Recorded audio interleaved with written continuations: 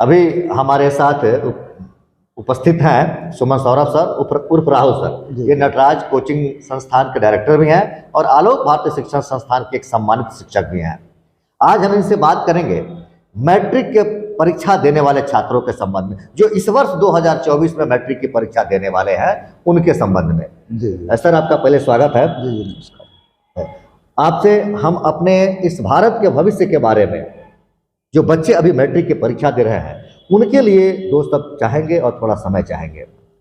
आप हमें बताएं, हमारे बच्चों को बताएं कि अब समय बहुत कम बचा है। इस इतने कम समय में अगर वो बच्चे अच्छा अंक लाना चाहे मैट्रिक में, उनका प्रतिशत अच्छा हो, रिजल्ट बढ़िया हो, तो किस तरह से तैयारी करें?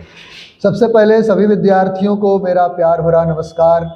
और मैं आप सभी को, जैसा आप जानते हैं कि अब लगभग 1 माह का समय शेष बच गया है और इस समय काफ़ी विद्यार्थियों के मन में ऐसी हैरानी हो रही होगी कि सिलेबस तैयार नहीं है, बहुत सारे चैप्टर्स को एक साथ मैं कैसे तैयार करूं। मैथ्स में 15 चैप्टर है, मैं पहले मैथ्स पे बात कर लेता हूं। और मैथ्स में 15 चैप्टर है और एक दिन में अगर विद्यार्थी चाहे तो एक साथ मैथ के 15 चैप्टर का रिवीजन कर पाना संभव नहीं है।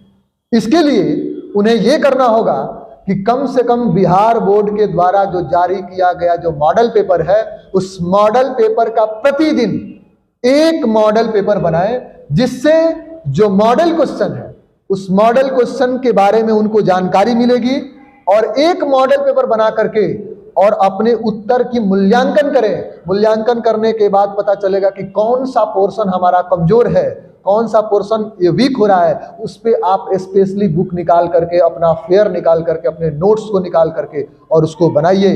ये इससे मैथ का रास्ता बहुत ही आसान हो जाएगा। जो भी विद्यार्थी कम से कम मैथमेटिक्स में 2 पब्लिकेशन से मॉडल सेट को लगा लेगा, उसका मार्क्स 80% एबव चला जाएगा।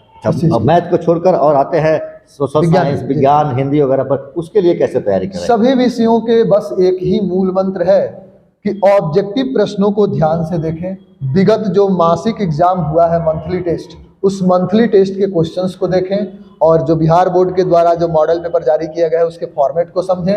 और बस वही एक ही नियम है कि मॉडल पेपर लगाना ही सबसे बेस्ट है। मतलब अब कम समय बचा है, इसके लिए मॉडल पेपर को ही तैयार करें तो अच्छा अंक आ सकता है। बिल्कुल, ज्यादा लिखने से कभी भी अंक नहीं आता है। सही लिखना और सटीक लिखना और टाइम मैनेजमेंट। बहुत सारे ऐसे विद्यार्थी हमें मिले पिछले बार एग्जाम में कि जिन्होंने एग्जाम तो दिया लेकिन टाइम मैनेज, पढ़ने में बहुत अच्छे थे, सारी चीजें एग्जाम दिए, लेकिन जब एग्जाम हॉल में बैठे तो पता चला कि उनका आधा से ज्यादा समय ऑब्जेक्टिव को ही सॉल्व करने में निकल गया। मतलब टाइम मैनेजमेंट नहीं कर पाए। तो ये मॉडल पेपर को सॉल्व करने का भी तरीका है कि पूरी निष्ठा के साथ में, ईमानदारी के साथ में आप अपने मॉडल पेपर को रखिए अपने सामने। ऐसे समझिए कि यही मेरा प्रश्न पत्र है और मैं अभी एक एग्जाम हॉल में बैठा हुआ हूँ। उसे आप बनाइए, बनाने के बाद उसे हल करिए, हल करने के बाद उसके सॉल्यूशन को देखिए। हो सकता है कि नंबर बहुत कम आए पहले मॉडल सेट में, घबराना नहीं है।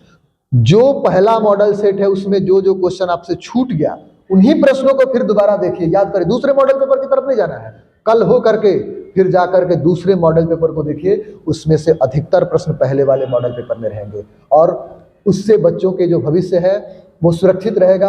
आजकल के बच्चे फ्रस्ट्रेट हो जा रहे हैं, परेशान हो जा रहे हैं। अभी तो बहुत सारे टीचर्स भी टेस्ट वगैरह भी ऑर्गेनाइज कर रहे हैं अपने स्तर पे। हमारे मतलब बेतिया के भी जो भी सम्मानित शिक्षक हैं वो लोग भी अपने तरफ से बहुत काफ़ी प्रयास कर रहे हैं।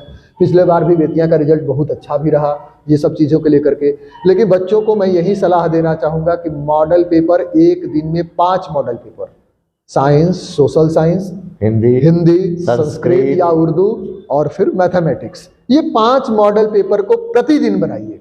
बाकी जो उसमें देखने में लग रहा है कि अमुक पार्ट हमारा कमजोर है, उस पर पार्ट के फोकस करने की आवश्यकता है। और इन्हीं शुभकामनाओं के साथ में आगामी बोर्ड एग्जाम के लिए आप सभी बच्चों को बहुत बहुत शुभकामनाएं देता हूं। All the best.